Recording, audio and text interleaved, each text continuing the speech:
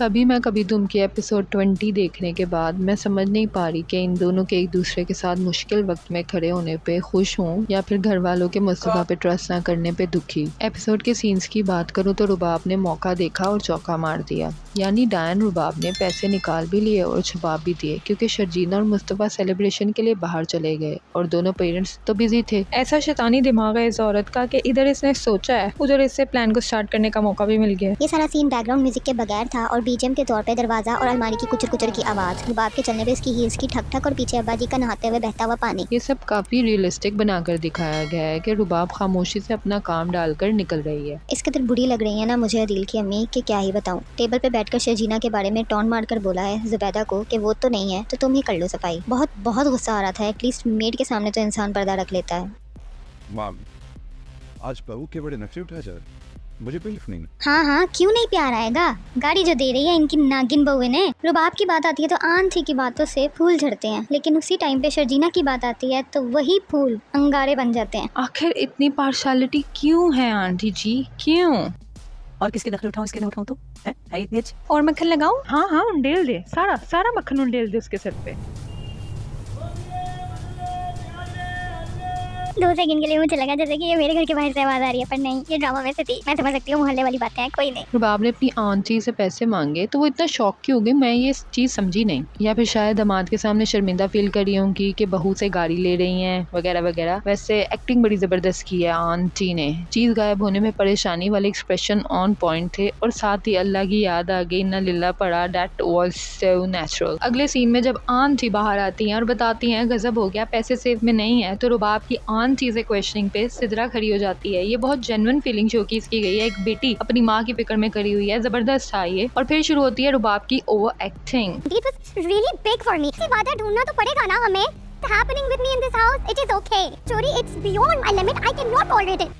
ये मुंह से सुपारी निकाल के बात कर रहे बाबा। ये बंदी बहुत तेज निकली है। सिर्फ पुलिस का नाम लेना था और अब्बा जी घबरा गए। टीम में पुलिस की इमेज खराब हो गई है। पुलिस आती है तो लोग डर जाते हैं कि पुलिस आ गई। मुस्तफा डरता नहीं पुलिस से क्योंकि उसको लगता है जब कुछ गलत किया नहीं तो क्यों डरे। और पुलिस प्रोटेक्शन के लिए होती है, क्राइम खत्म करने के लिए होती है। एक इज्जतदार मिडिल क्लास घर में पुलिस का आना यानी सारी कमाई इज्जत का लुट पुट जाना होता है। आगे बात करूँ जुबैदा की तो उसकी तो जान मुफ्त में ही अटक गई। कमरा देखने के बाद बेचारी जुबैदा को रुबाब की वार्निंग कितने सही तरीके से चुड़ैल रुबाब ने ये दिखाया है कि वो शक जुबैदा पे कर रही है। और डायन गुस्सा इतना दिखा रही है कि सब प्रेशराइज हो गए हैं। सबसे ज्यादा क्यूट मुझे मुस्तफा और शर्जीना लगे। जब पैसे गायब हुए और अम्मी ने बताया उस पर मुस्तफा का ठंडा रिएक्शन कि चलो पै गया काम। और यहाँ ना दोनों आराम से बैठे हुए बहुत क्यूट लग रहे थे। वैसे जिस तरह से रुबाब घर को चेक कर रही थी और किचन को बिखेर रही थी, मैं यही सोच रही थी कि अब एक घर की सफाई कौन करेगा। हमारे कमरे की तलाशी नहीं होगी।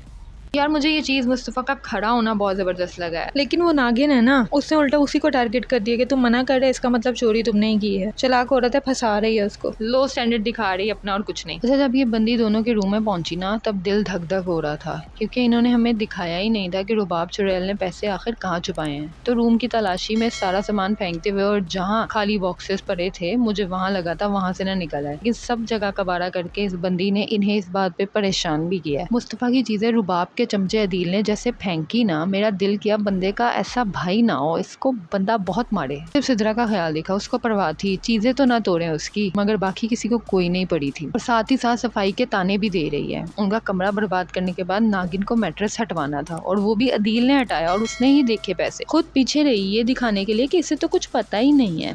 गजब की चालाकी कर रही थी। शर्जीना जो कॉन्फिडेंस से खड़ी थी शॉक हो गई। और जब मुस्तफा के साथ इनकाउंटर हुआ तब एक चीज सामने आई कि शर्जीना और मुस्तफा दोनों को एक दूसरे पे यकीन था। दोनों में से किसी ने भी एक दूसरे को साइड करके ये डिस्कस नहीं किया कि पैसे तुमने लिए कि नहीं। इनके इस भरोसे ने दिल जीत लिया मेरा। मुस्तफा ने सिर्फ एक वादा किया था इज्जत का ख्याल रखेगा और एक्सट्रीम सिचुएशन में भी इस लड़के ने रुबाब को ये हक नहीं दिया कि वो शर्जीना को कुछ बोल सके। बहुत बहुत प्यारा इंसान है ये। ड्रामे में सुकून है कोई तो वो मुस्तफा है। अब आगे सीन की बात करें तो रुबाब चुड़ैल को बस जलील करना था, माफी मंगवानी थी और उसने मजबूर कर दिया अबू को पुलिस का डर देखकर। और फिर जो मैंने देखा है वो सब मैं देखना नहीं चाहती थी। हंसता खेलता मुस्तफा जिसको बस उसके अब्बू का सहारा था और वो घर में शर्जीना के अलावा बस अब्बू से ही बात कर रहा था, उन्होंने भी थप्पड़ मार दिया। प्यारे मुस्तफा का इतना सा मुंह हो गया था, यकीन ही नहीं आया उसको कि उसके फादर भी इस पर हाथ उठा सकते हैं।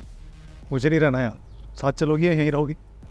तुम जहाँ जाओगे तुम्हारे साथ जाऊंगी। दोनों के सीन में डायलॉग डिलीवरी रोनी की आवाज़ के साथ फिट बैठ रही थी और ये सीन ऐसा था ना कि मुस्तफ़ा और शर्जीना के एक दूसरे के साथ खड़े रहने पे मैं अच्छा फील करूं या फिर जिस तरह से घर वालों ने मुस्तफ़ा पे भरोसा नहीं किया इस बात में मैं दुख का इजहार करूं, मैं समझ नहीं पा रही। थप्पड़ के बाद हर सीन ने मुझे बहुत बहुत इमोशनल कर दिया और जाते हुए बैग सिखाने आए दोनों शर्जीना और मुस्तफ़ा अपनी ब्रिमिंग आइज़ के साथ अपने घर को आखिरी बार देख रहे थे। उन दोनों की वो नम आंखें बहुत कुछ कह रही थी, जैसे किस कदर दुख दिया है इस घर ने हमें और अब आखिरी बार जी भर कर देख लें इस घर को, क्योंकि रहते तो यहाँ अपने ही हैं। इस कदर सैड मोमेंट था ये ड्रामे का, मुझसे तो मेरे इमोशंस कंट्रोल नहीं हुए। उन दोनों के जाने पे रुबाब के ड्रामे शुरू हो गए कि उसने बस अंकल की हेल्थ की खातिर पुलिस नहीं बुलवाई। बस क्या ही बताऊं, बहुत जहर लग रही है मुझे ये औरत। पुअर बेबीज को घर छोड़ना पड़ गया। सो दोस्तों ये था मेरी साइड का रिव्यू, बाकी दिल बहुत दुखी है, इसलिए इससे ज्यादा नहीं बोला जाएगा। वीडियो पसंद आई तो शर्जीना और मुस्तफ़ा के लिए लाइक कर देना। मैं मिलूंगी आपसे फिर किसी ड्रामे के मोड़ पे, तब तक के लिए बाय।